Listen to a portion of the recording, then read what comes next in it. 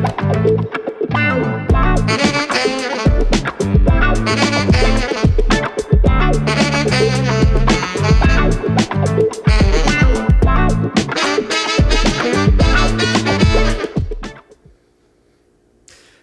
and welcome back to the Ky Cravens Show. As you know, my name is Ian Whitt, and I'm here to provide a little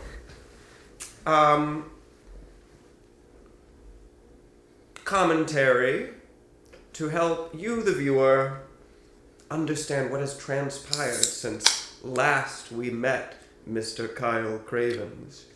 In all seriousness, Kyle had a bit of an episode in the last episode. He snapped. He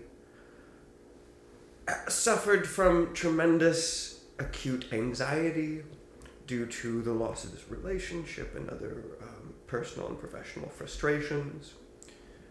And he came to me and he said, Ian, my life is going down a path. What can I do to get myself back on track? And I said, well, Kyle, there's really only so much that I can recommend in good faith, but there are certain books and things that have helped me, and I gave him a list, and he became fascinated with certain books on a reading list recommended by Aleister Crowley. And I saw him this week, and I thought to myself, Kyle, you've been meddling with the Goetia.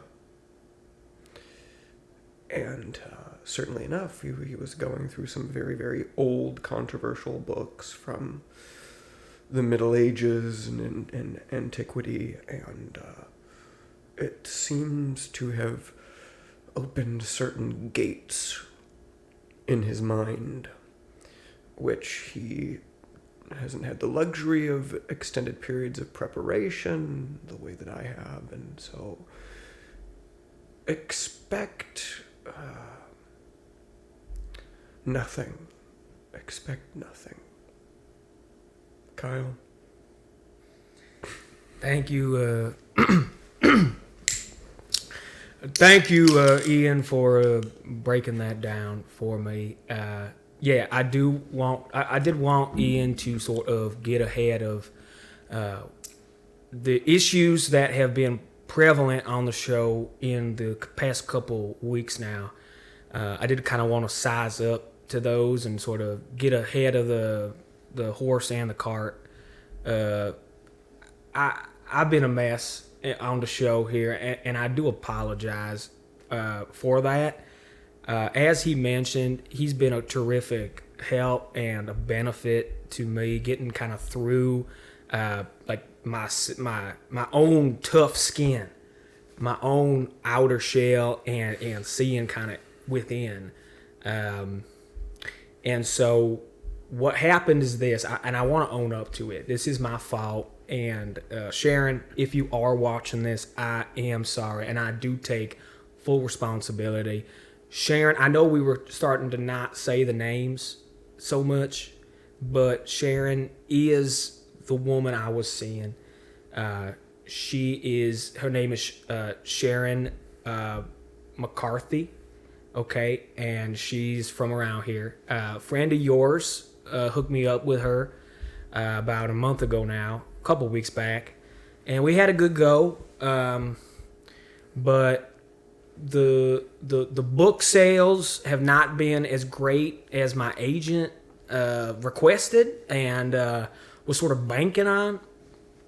And so as a result of that, I was kind of coming home socially not all there, and I was not performing sexually to Sharon. I was not really there for her sexually, and I was not there for her also emotionally, because I was dealing with a lot of things that were kind of thrown at me. I figured I wrote the damn book, it's done with, that's that, right? We'll let the sales take care of themselves. But Yeah, grammar and syntax in the 21st century is not been performing the way that anyone in my team has accounted for, or sort of like the weather, like the foreseeable future now is uncertain. So there's a lot of uncertainty. Now, the one thing that I've been able to kind of prospect here and salvage has been this talk program that we have here. And so for Ian to kind of find me in the situation that he did, I don't know who that person was last week. I was watching a lot of hockey, and I was sort of getting into the New Jersey Devils, and it was a mess. And I was buying all these like different kinds of IPAs and going to the club at night. I have not been out much. I have now No, you've been held up in your room for the last week. yeah. And do you want to kind of break down how you found me, like where you found me and the circumstances sort of surrounding how you found me? He was tied up on his bed. Yeah. With his feet and hands to each post. And there was blood running down his chin. On the floor, there were, it was obvious to me that something, for lack of a better word, satanic was going on. There were candles that had been run down to the end, and a pattern of salt, heavy fragrances of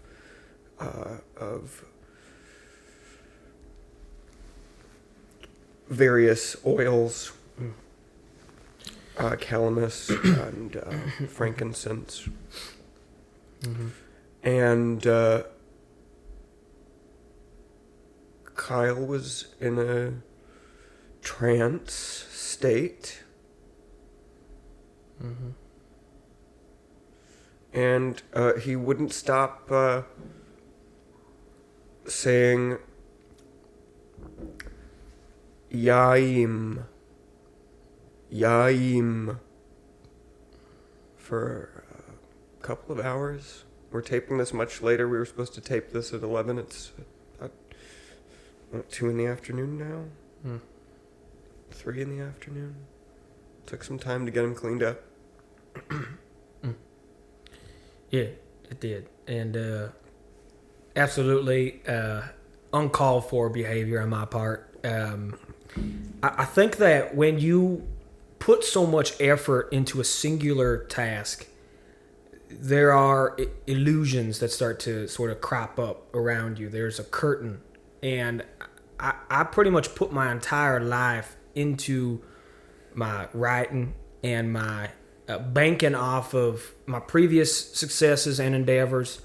And when that future sort of tears itself apart from the inside, you don't recognize yourself as the parasitical creature that you have become without you even really knowing it.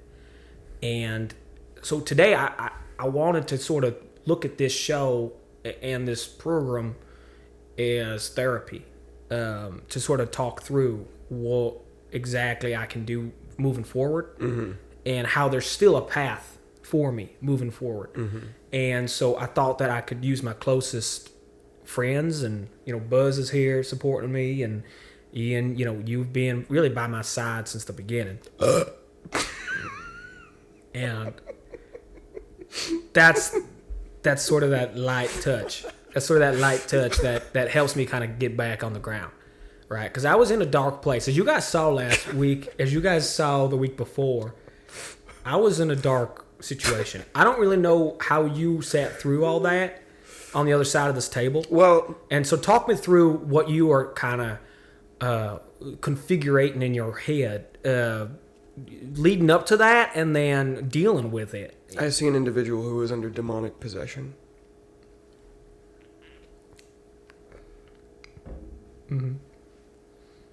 It's as simple as that. We can get into modern science's definitions of what you're experiencing, but in the end, it leads to the same place. And, this isn't the first time that Ian has sort of talked about this and sort of opened up to me about the demons that are inside of me. I think he's absolutely right. And it's never just one. I'm happy that I'm in a position to sort of talk about this because it is something that I think I've seen other people affected by. We brought up that girl that was the bartender last week. All you did was wake up to what you're experiencing, which is the truth is failure. And there's demons in everyone. Failure. Either you're aware of it or you're not. Yeah. And I've never come face to face with demons in a way that I've been these past few weeks. I've been really sort of out in nature and reading the literature that Ian here has been nice to lend me. I have, I was telling Ian the other day, I was like, I'll just borrow it. I'll give this back to you. But they were digital PDFs. But they were PDF files, and I'm just going to keep them. Good. I want you to have them. And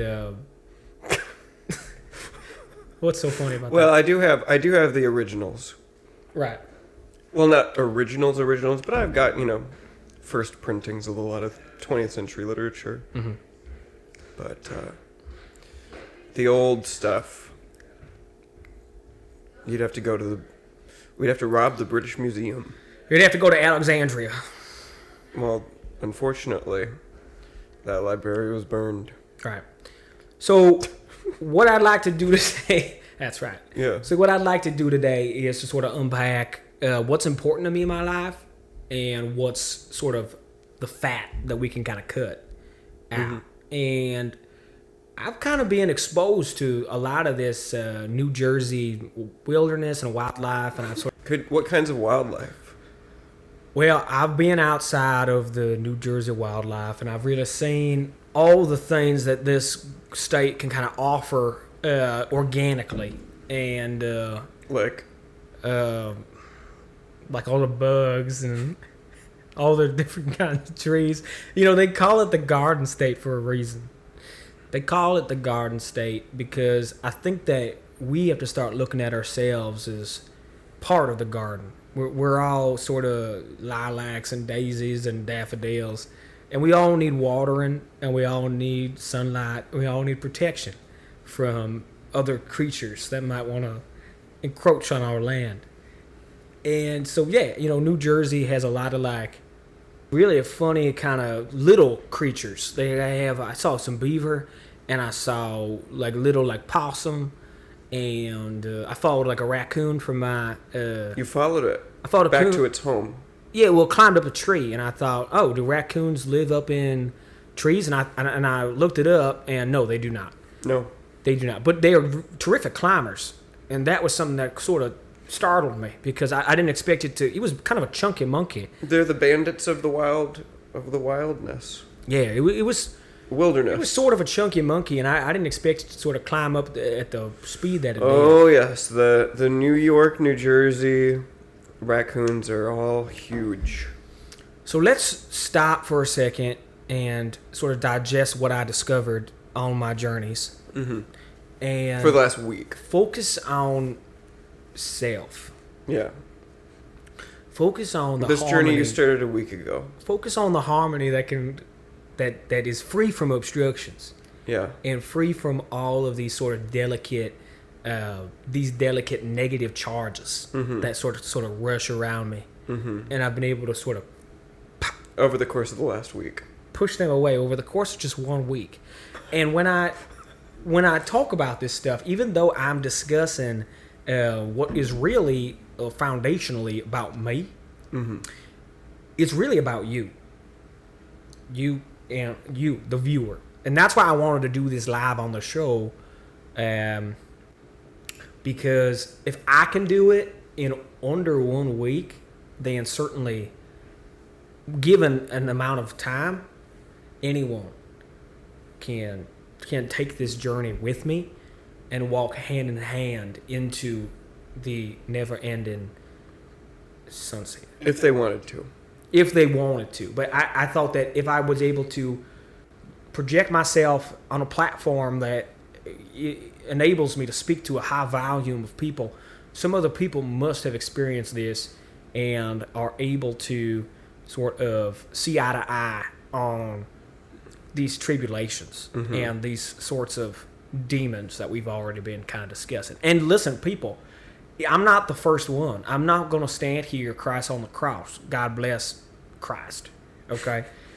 Christ bless Christ. It's all written in these texts, and thank God that I have someone like Ian Whitt in my life to support that and to sort of turn me on to these ancient ideas that have sort of gotten lost. Yeah, like drinking your urine first thing in the morning.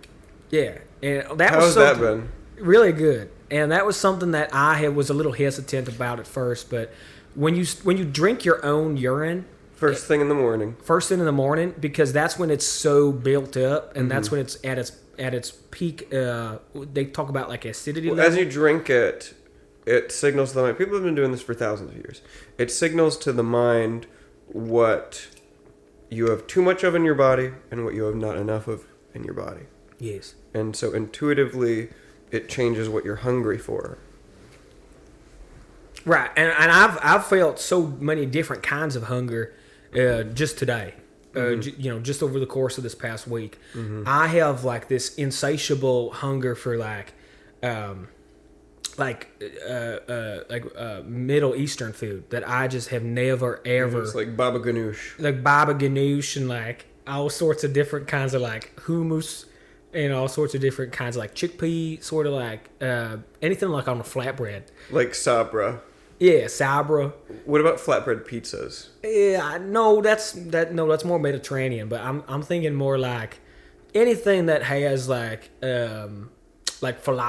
Parts of the Middle East are Mediterranean. Anything has like falafel in it, or like sort of like anything with like baba ganoush is like really good. Like I've never really had sour cream. I've never really had eggplant and really enjoyed it. I've had eggplant in the past. My grandmother actually did farm eggplants, but I never really like enjoyed it. It was always like a side to a nice juicy steak dinner. And now, since there's no steak dinner, there's just a plate of sides.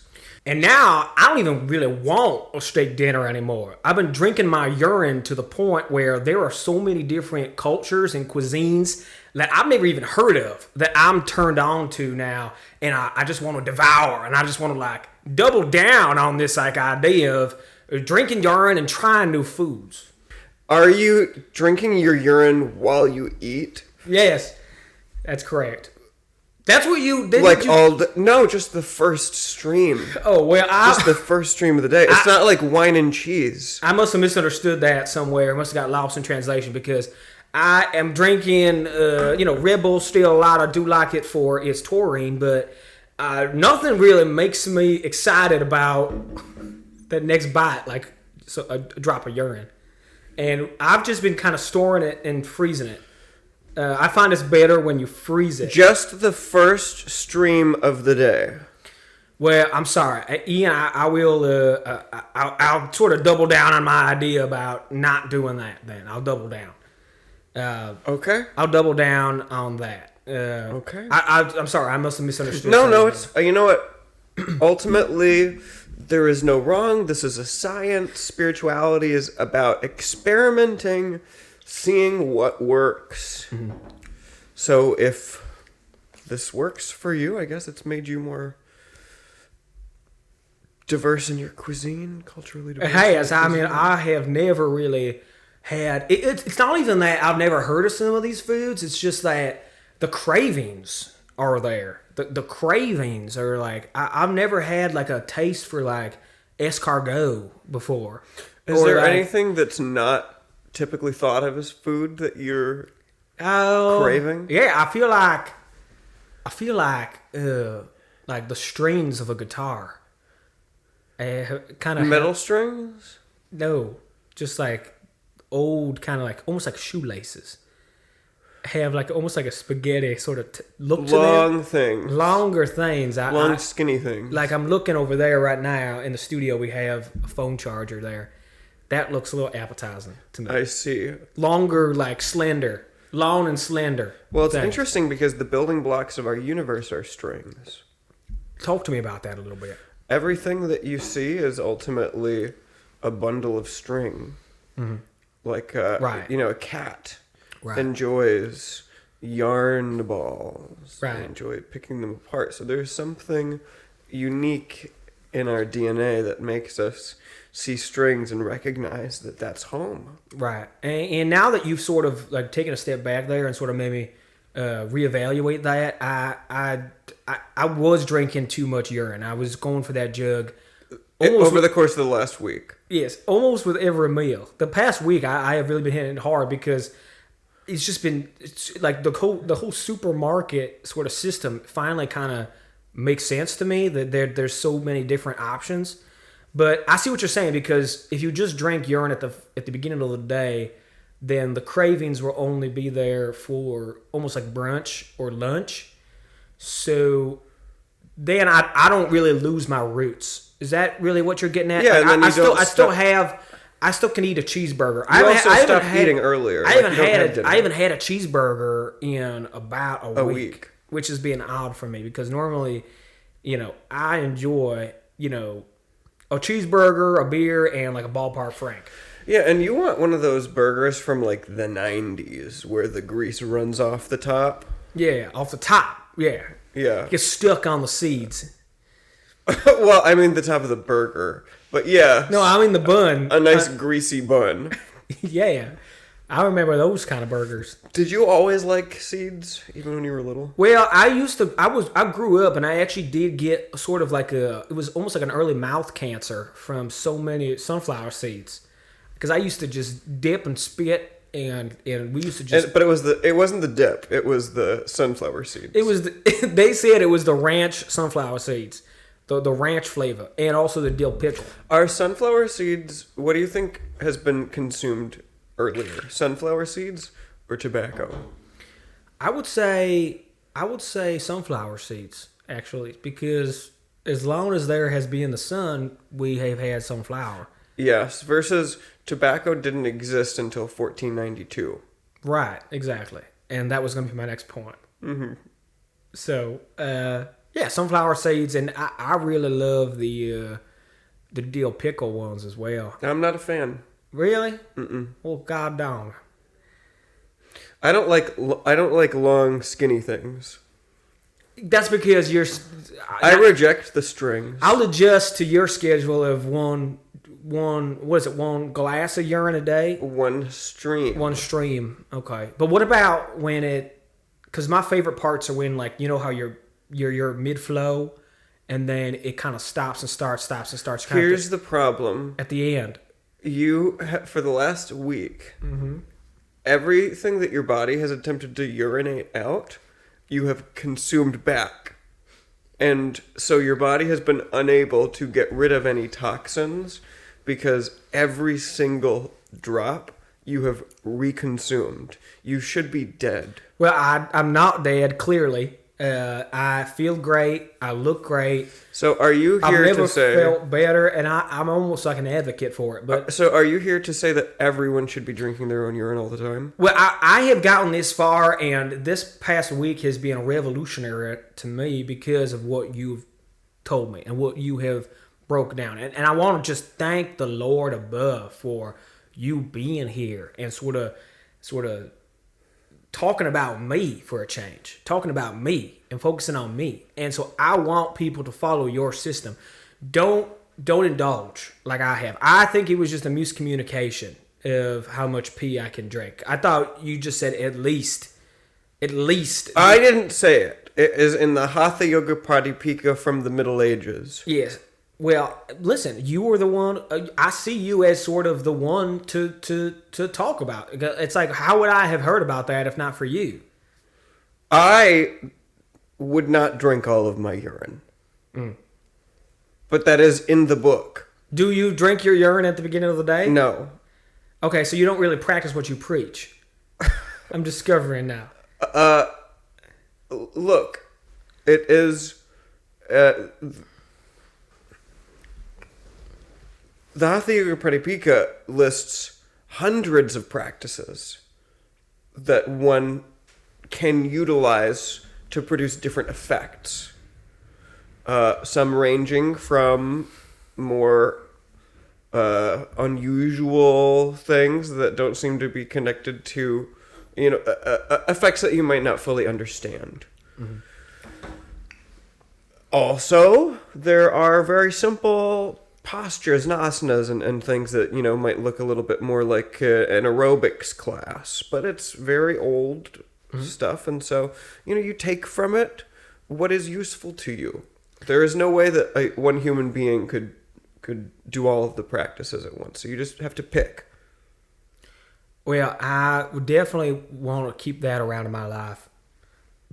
But and I don't mean to be short with you, because at the end of the day, you're the one who saved my life, and I do fully believe that. But well, you probably would have starved to death. I was expecting you to sort of also doing the things that you're telling me to do.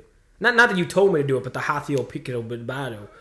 Well, you picked that one sentence. Yeah. Out of like thousands and thousands and thousands of pages of documents that I gave you, probably close to 10,000 pages. Right. And you chose that one thing. Right. And you didn't even do it correctly. Right. Well, again, it was a miscommunication. I cannot help what my brain perceives. Now, which is a great segue into what I wanted to talk about, which is perception, and which is sort of the mirrors that we put up around ourselves. Mm-hmm. Curtains and mirrors, right? Life can really be controlled by other people's perception of you, right? There is no one you. Well, you live in everyone's brain. And windows and mirrors. So imagine yourself in a room where there are alternate all the way around with no variation mirrors and curtains, and you cannot touch anything. You can only perceive. There is a curtain, and you know that behind this curtain is a window out into reality, but you cannot look past the curtain. All you can look at is the mirror. All you can see with accuracy is the self. And yes, behind the curtain is more real stuff, but you can't see past the curtain. Maybe you can peer through and see specks of light coming through the fabric, and there might be some bits and bobs of truth that slip through, but you're only seeing such a limited scope of that you have faster, quicker access to reality by looking into the mirror and at least seeing yourself. And I've never had the courage before to look at myself in other people. Can you talk about that for a second?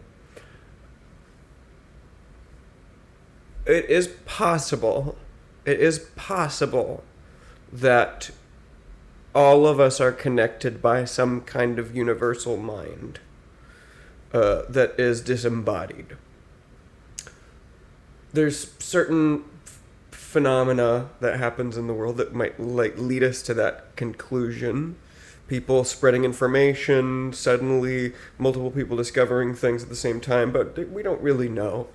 But if you are willing to suspend your disbelief that people are different, that our differences are merely illusion, and you watch others for qualities that you also have recognized in yourself, this practice is basically love. Well said. And I have felt love, I think, for the first time in the last week. And again, I think it's a very courageous act, what you're describing, being able to recognize, how there is no 20/20, how you might be able to see yourself. That's all you can see, if anything, right? If anything, you'll be able to pierce through and see a glimpse of what's behind that, and maybe look back at you, right? But I this past week have been struggling with finding a root to the problem, because it's easy for me to point at other people and say, oh, well, he didn't buy my book, or Mr. Ube didn't give me enough money, right, off the jump of this show. But Mr. Ube being our the YouTube producer, executive producer. But YouTube. if you suspend the disbelief that you and Mr. Ube are two different people, then really no money has moved anywhere. But we're all combined, as you just said. Exactly. There's a chance that we're all connected to one brain that could be sitting in like the Pentagon. And so if that brain person is you and is Mr. Ube, then money might move from one side to the other, but it's all this guy's money. It's all this guy's money. Right. Therefore, it's all your money, whether it happens to be in your account or Mr. Ube's account or offshore. Right. So I want to encourage everyone to really listen to what Ian's saying here, because this is important stuff. And I think people need to double down on this idea to really get into what we're talking about here, because we're talking about next level thinking. And I know I've introduced this subject before, but now I'm getting passionate and I feel it in me right now. What do people struggle with in life, Ian? What do people struggle with? They struggle with divorce. They struggle with financial struggles. They struggle with stress. They struggle with themselves. They struggle with themselves. There should be no more struggle if you just listen to what I've discovered off of Ian's teachings. And that is, we are all one. Maybe.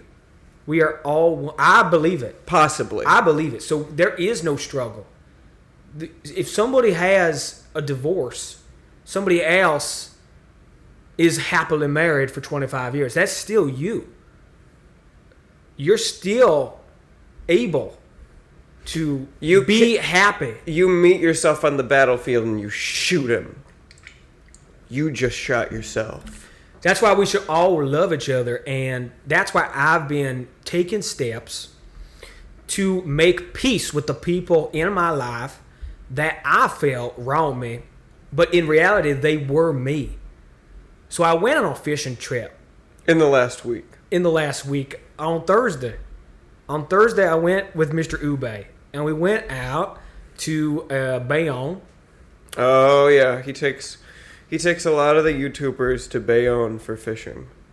A lot of the young male YouTubers he takes fishing in Bayonne. And outside of the fat mouth bass that I caught out there, he caught a swordfish, by the way, which I thought was very impressive. I didn't know Ube. I know he has that restaurant on the Lower East Side. Remember, we were there. That was Ube's restaurant.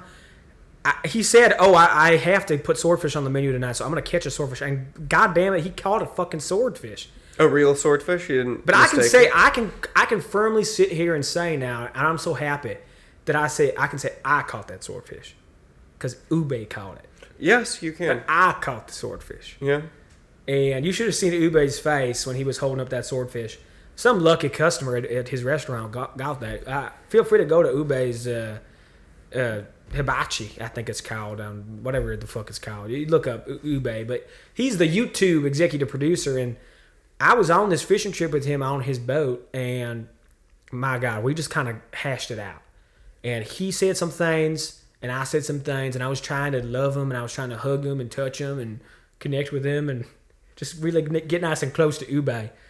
But he was kind of pushing me away. But I was coming at it from a frame of that is me, and I'm fighting with myself, and I'm saying these things because I'm hard on myself. He was saying some very antagonistic things to me that I won't even repeat here, but it was coming from a place of work on you. Work on you. You're telling me this to yourself. And so whenever there's somebody in your life, viewers, that is an enemy, a perceived enemy, an opponent that's standing in the way of your dreams and your goals, first of all, recognize that you already have those dreams and goals because somebody else already accomplished it. Second of all, that is you telling yourself to get over it, to release it, to just live easily. The human race is so beautiful and populated we've accomplished everything we will ever do or we will ever want to do. So it's already been done. It's already been done. Unless there is no great oversoul and we all are random individuals, and when you die, that's the end. But I've proven this last week that is not the case. And I have to disprove that because Possibly. Look at the person that I was just last episode. That was 1 week ago, people. Yeah, his mannerisms and his dialect have changed, and that proves that there is one supreme, omnipresent, omniscient, and omnipotent oversoul that your consciousness will return to and become fused with if you achieve enlightenment upon death. See, he's saying that with a sense of sarcasm. He's saying that almost to like scold me because I bought into so much this past week and I've made so many adjustments and I've made that jump and I didn't look back.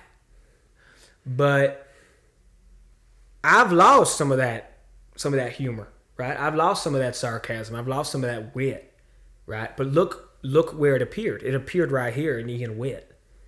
And so notice when I sort of exchange those things, it appears in another one because we are all one. So the joy that you found in me making my sarcastic remarks on previous episodes, what was so funny about that? Oh, just your Boston demon came out. No, it did not. And now you're British. It did not. Notice when it kind of... Notice when it... Ladies and gentlemen, the demon that has been controlling him has lost hold.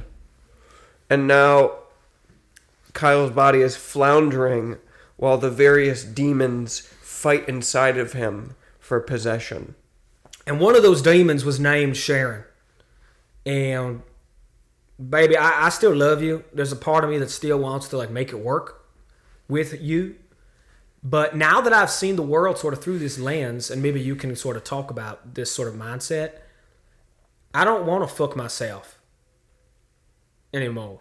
Mm-hmm. I want to just live freely in the world, sort of like a wild horse. A wild horse, a stallion, can be independent. It can be part of the pack. It can roam. It can roam free through the American West or the Spanish mountains. You know, it can survive anywhere on all four hooves and run forever.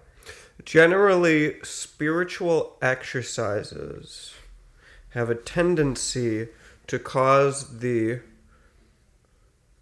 practicing individual to let go of the habits that cause us to fritter away our time and energy, sexual energy included. And so when one has a spiritual awakening, oftentimes intrinsically their desire for sex pacifies. However, this is still dependent upon their environment, and so we sometimes will see, spiritual gurus or whoever who have attained to a certain success will be believed to be celibate when in actuality, as their power and influence increases and as their access increases and as the people in their environment seek to suck their knowledge and their time and their energy away from them, the temptation for sexual activity becomes too strong, they flounder,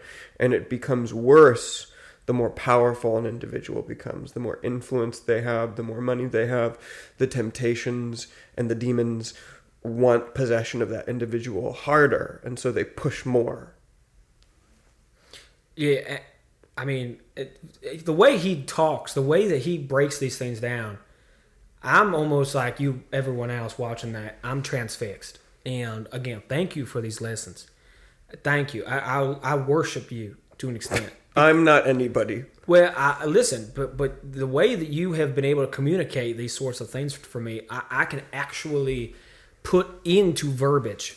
I can actionalize these concepts. I used to think, oh, this is a bunch of mumbo jumbo. I used to think this was nothing.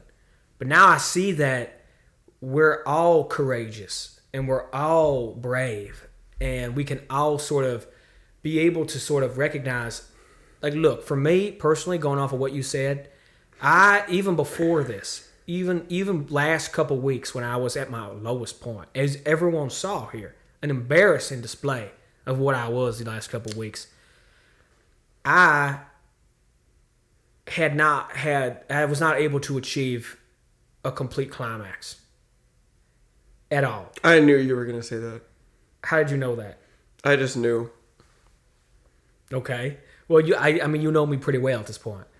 So I wasn't able to even do that at that point.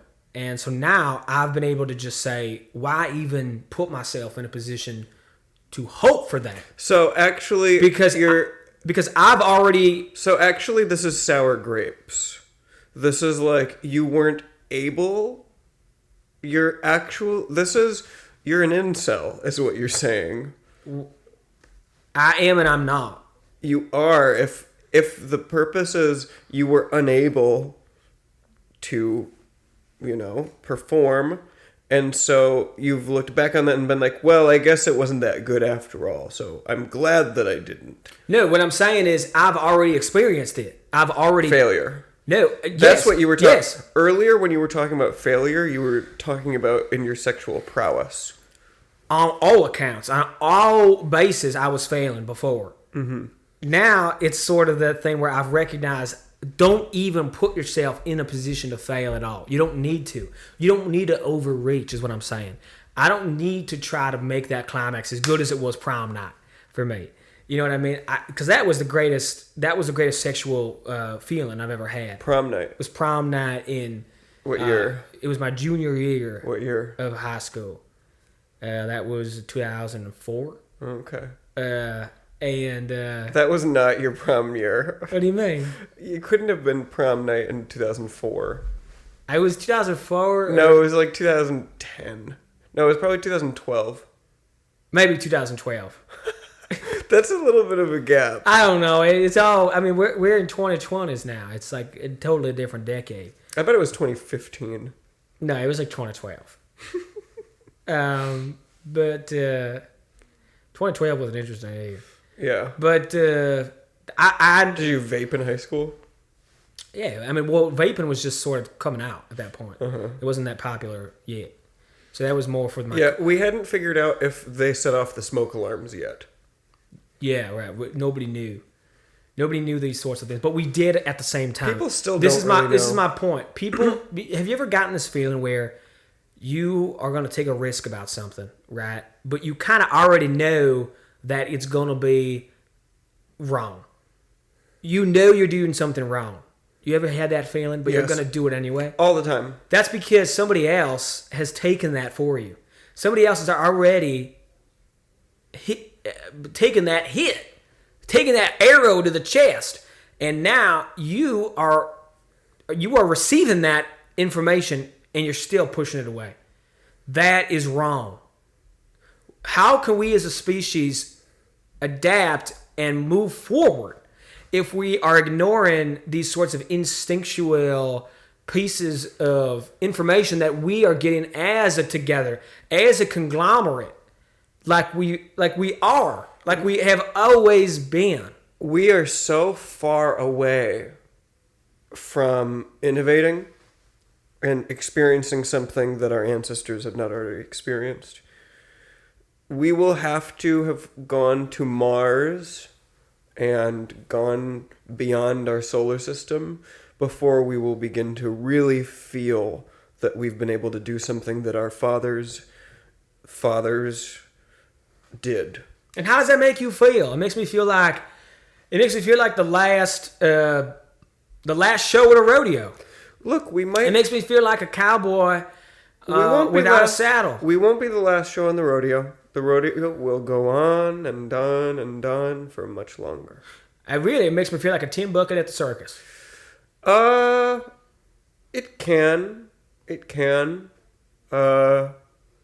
I suppose you have to look at your own life and think about where your excitement will come from.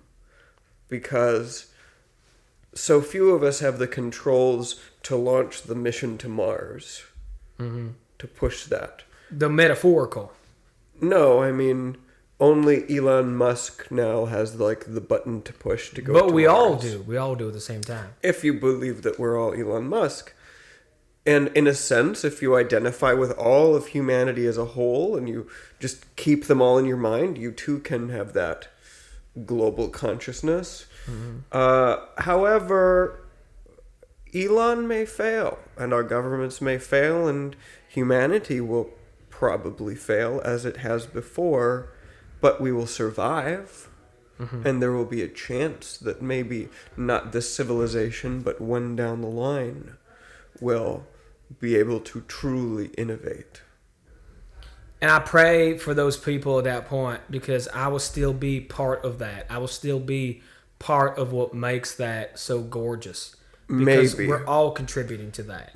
Maybe. Well, here's the thing. What you kind of brought up without even knowing it is this idea of influence. And there are people that are influenced right now to watch this program. Oh, you're talking about influence. I'm talking about influence, in that there is this call. Better influence them to send some tips on Patreon. I don't care about that anymore. I wish that they would all give what they see fit. I wish that they would take out a loan. So you can buy another suit jacket? And put the money into the Patreon. So you can buy another daggum suit jacket? I'm not buying a suit jacket. They're going to buy me a suit jacket. Uh-huh. Well, here's what I'm going to say. There is some outside influence, some power greater than what I've been discussing. There is the one mind of the human race. The lizard people? No. There's something that's calling us out. So much of what we've discussed today is in. Yoo-hoo! But in order to Yoo-hoo! Right, but in order to balance Yoo-hoo! that. Okay, put your puppet hand away. That is disgusting. Yoo-hoo! That you're mocking what I'm trying to talk about. Yoo-hoo! All right. Yoo-hoo! Yoo-hoo!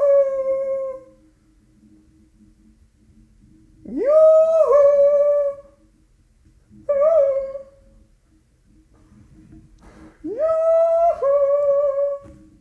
I like how you make it quiver. Yoo-hoo! Yeah, right. Okay. Bye. Wait, we're singing a song. You gotta sing with me. Okay. Yoo-hoo, yoo-hoo. Sounds like the milk. Yoo-hoo! It's like the milk. Yoo-hoo. Drum for me. Yoo-hoo! Yoo-hoo! Yoo-hoo! Yoo-hoo!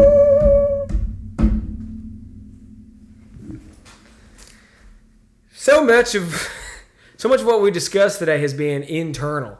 But if we take a look at the outside, we're being almost forced to go to outer space and to see the other side of a black hole.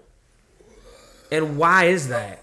Why do we have this need to do these sorts of things? Why do we have this call not only to the wild, but to the unknown?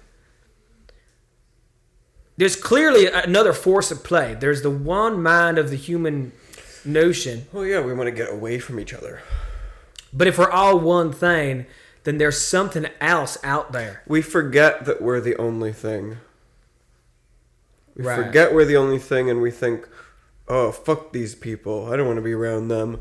I'm going to go to the wilderness so that I can be the king. But there is an influence to hope and to dream and to mitigate, right? To mitigate and to facilitate. And to luxuriate. and to prosper. And to prosper. No, it needs to end with 8. And to propagate. Profligate. And to profligate. But where is that signal coming from? What's your favorite Pokemon? Radicate. But where is that where is that coming from? What is your thoughts on that? The search for freedom. The search for freedom, which is to find more space and occupy it. Mm-hmm. That's what freedom is. Right. Be like, this is my space. I can do anything that I want. That's why people want to control new territories. Mm-hmm. That's why we came to America. Mm-hmm. That's why we're going to outer space. Right. Right. Well, I do want to wrap up this episode today. And on that beautiful note. Is that beautiful? I feel like that was kind of dark. There's clearly a higher power.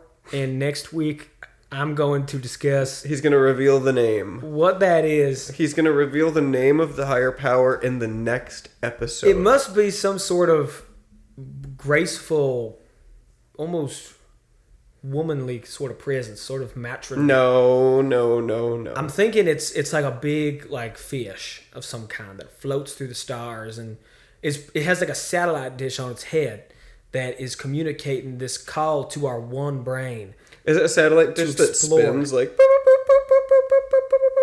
Yeah, it's one of those. It's almost like, and around it, it's almost like Aquaman's when he communicates with. And the does fish. the fish have like a thing that wraps, like a metal thing that wraps around, and there's like a monocle on his eye? Yeah, that he uses for targeting. But it's a laser beam, and it's a laser beam. Something like that. And I wanted to figure out what exactly is waiting out there for us, because if we've experienced everything that humanity can experience already, then maybe we need to not be humans anymore. I agree. Maybe we need to be something different. Maybe we need to be something different. And together, I think we all can. I think we all can make that jump together and double down on these concepts. So know that every dollar, every $20, every $50, every $100, every $2,000 that you put into the Patreon is money that you get closer to you getting to go to outer space. And I want everyone to reach deep into their pockets and look at that currency and take a look at it and really look hard and say, this is not my money. This belongs to the one true mind of the human race. And give it away and give it to us, because we can actually have the power to achieve the things that we want. We can actually take that money and put it to the betterment of the human mind and figure out the one way to achieve a new experience for us all, to share that experience and to feel something that not even our ancestors, our fathers, our forefathers have experienced. Debt is good. That's right. So give us your money. Only the Patreon now is $300 a month. For just $300 a month, you will have access to the bonus episodes, to all the content that we've already put up on the Patreon, as well as being one of the first people to get this new information, to be able to experience something unforgettable and unforeseen. And if you're just watching the free version on YouTube, I want you to know that we're very concerned about you. Yes. We're very afraid that something bad might happen to you. Yes. Versus, if you get on the Patreon, you'll feel safe. Take a look at these hands. You will never know where they're going to stop, because the clock of time sort of doesn't wait for anyone. But if we're all one, then we can align. So get on the boat. Get on the boat. Thank you. And God bless you.